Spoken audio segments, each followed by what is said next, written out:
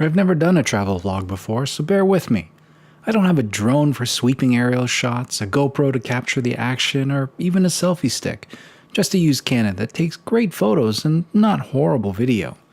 It's been a quarter century since I last visited Korea, and I've never gone strictly as a wide-eyed tourist, always visiting family, paying respects, and wandering rural backroads. This time, it's different. My daughter and I decided to stick with Seoul, and it was easy to fill our week there. Over the course of that week, we'd hit a ton of open-air markets, each with its own unique flavor. But on this, our first night in town after landing in the late afternoon, we shucked our bags at the hotel and wandered over to the nearby Myeondgdong Market.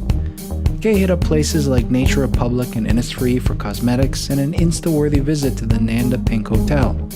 It was a bustling street, but not half as busy as I'd feared. We're still on North American time, so we were up with the sun. Fortunately, Cheonggyecheon was just a block away from where we were staying. It's a 10-kilometer stream that was once an elevated highway that runs through downtown Seoul. It's the Korean equivalent of the High Line of New York, and amidst the skyscrapers and busy traffic, it was a welcome respite. Then it was off to Chandeokgung Palace. It was a weekday morning and we'd arrived just as it opened, and it felt like we had the place to ourselves. Over the course of our week in Seoul, we'd learned with increasing frustration that things in Korea open somewhere between whenever the hell they want and later than we need. On the plus side, that meant we got to spend many a morning enjoying the quieter side of the city, free from the huddle of tourists. The weather was unbelievably clear and sunny the entire week. We'd lucked out in the first week of June, beating the sweltering humidity and the summer rains. Adjoining the palace is the secret garden, home to hundreds of different species of trees and plants.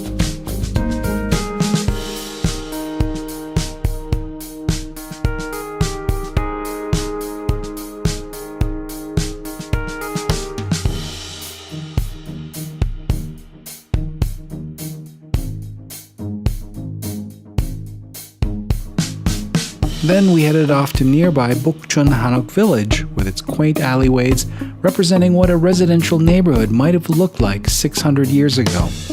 Today, it's probably one of the most Instagram spots in all of Seoul.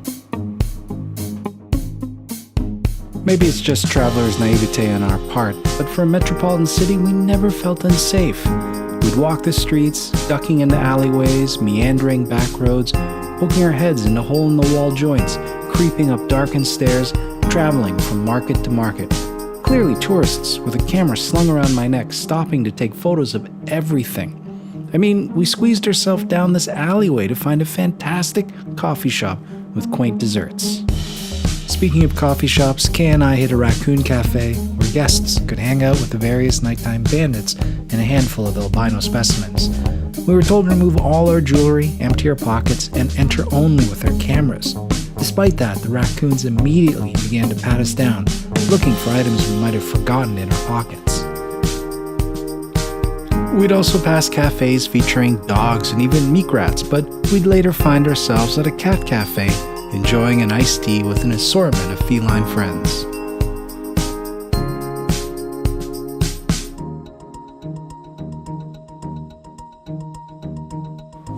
We'd finish off the week visiting the fish market, adding our locks of love, and visiting a genius library in the heart of Gangnam, but I'll leave that for another video.